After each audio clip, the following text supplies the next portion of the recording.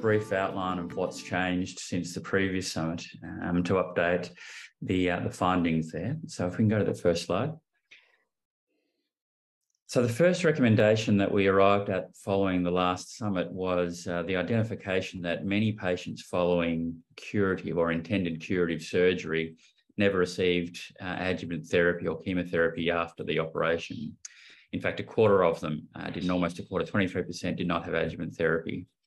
And the optimal care pathway obviously recommends that for a disease like this, which is frequently systemic and usually often fatal in the long term for many patients, chemotherapy is critical, particularly after surgical attempted cure.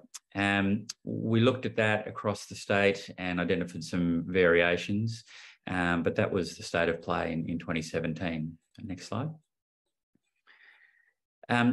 Unfortunately, on one level, the rate of adjuvant therapy remains at 76%, meaning that still a quarter of patients aren't receiving any adjuvant therapy. I think what this really tells us is that patients sometimes just can't get to chemotherapy after the Whipple operation, which is a very big operation. The consumers in the audience will attest to the magnitude of the surgery and the impact it has on patients. And a quarter of them still aren't getting any systemic therapy following surgery, and that will be for a combination of reasons. They're potentially sick of treatment and are just saying, no thanks, I've had my share. There'll be other patients who are medically unfit for treatment because of the complications of surgery and so on. And so this number hasn't changed, but very importantly, what has changed is the number of patients getting therapy in the neoadjuvant context, as in prior to surgery, has significantly increased from 4% in the previous summit, meaning virtually nobody, to 16%. So a very dramatic increase in the number of people getting systemic therapy overall, and primarily in the group having it prior to their surgery, which takes out a lot of the problems of trying to give patients therapy after they've had surgery. For example, nobody's sick of treatment yet if they haven't had any. Nobody's having surgical complications. And all of those factors really are strengths of the neoadjuvant approach. Additionally, and importantly, after some initial skepticism and cynicism about the value of neoadjuvant therapy, importantly, over the last 5 years, there have been a number of trials that have supported the use of systemic therapy prior to surgery versus systemic therapy after surgery, and the treatment, the clinician community is more accepting now of the approach, and that's reflected in a change in practice. And really, on the whole, is an excellent finding that many more patients are now getting the systemic therapy for the disease which they require. Next slide. So specifically on neoadjuvant therapy, after the previous summit, we looked more closely into that issue, as in why so few patients were getting it. More or less forever, the general paradigms amongst those who have been proponents of neoadjuvant therapy is that clearly the group that most value or get most value out of neoadjuvant therapy are those who are borderline in terms of their ability to be resected in the first place. Just for the non-clinicians in the group, the patients present with metastatic pancreas cancer and are not surgical candidates, and those who are not metastatic are broken into three groups: those who are clearly resectable, those who are clearly not resectable or locally advanced, and an intermediate group that we call borderline. And those borderline patients, is it possible to remove their tumours or not? They're the ones where neoadjuvant therapy has always been the strongest argument. But what we identified was there's a very large inconsistency in the classification of what's considered borderline from hospital to hospital, from network to network, to region, for a number of reasons, not least of which of there's no standard definition of what's borderline resectable. And that stimulated some important work directly from this previous summit, with very ambitious concept of trying to agree a statewide definition of what is borderline resectable. And following my short presentation now, we're going to hear more about what I think was a very successful project.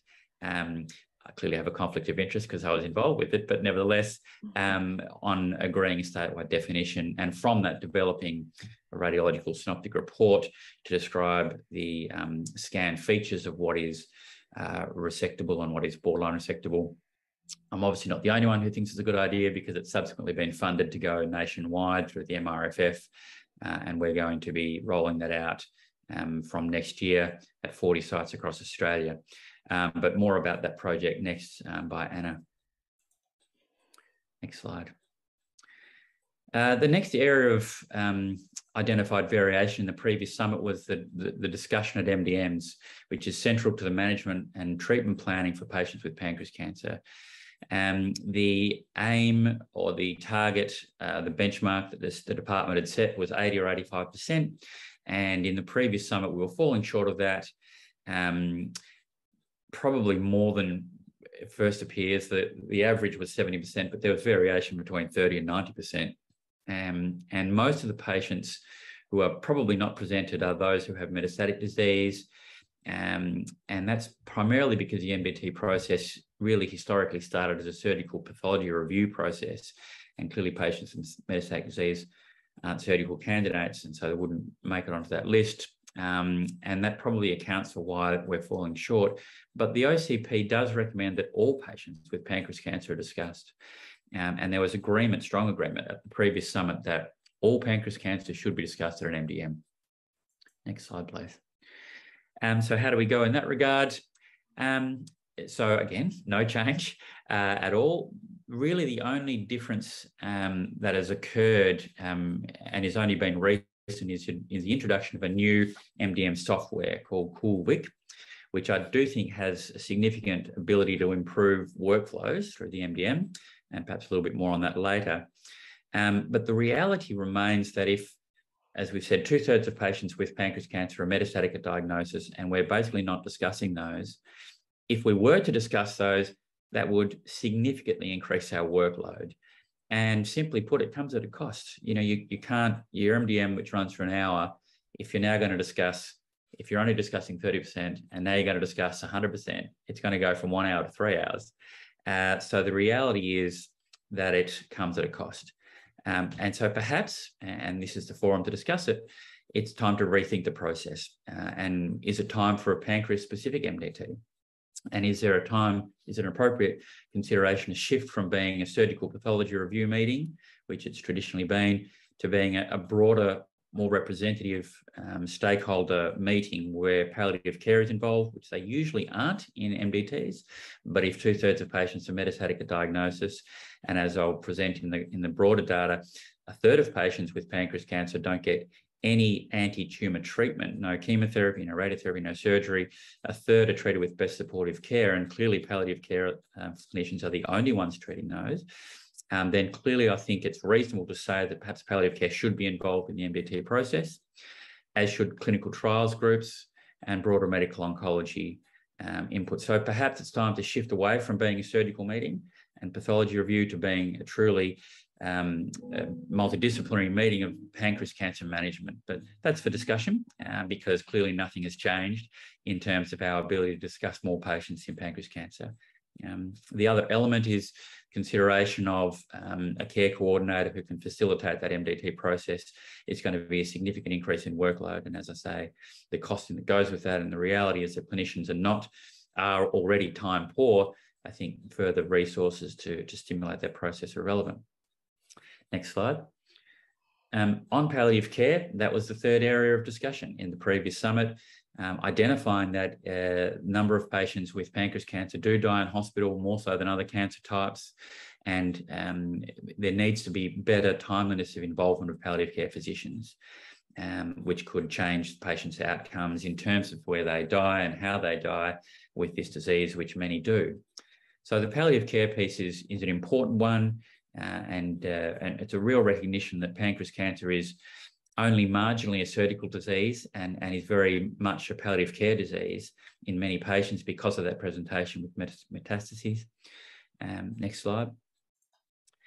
And the previous summit identified we really don't have a lot of data across the state in relation to palliative care and pancreas cancer. That has improved. We have more data now in relation to palliative care. Clearly, the limitation is we have great data on inpatient management, admitted episodes and so on, but much less in community care, which is where a lot of palliative care takes place. And there has been some significant work in the palliative care field no doubt stimulated in part by the summit identifying the importance of palliative care, not specifically supported by the Department of Health, but by individual clinicians. And we're also going to hear from that after Anna talks on the synoptic report about how we can start to break down the stigma of palliative care, which has always been a barrier to early referral.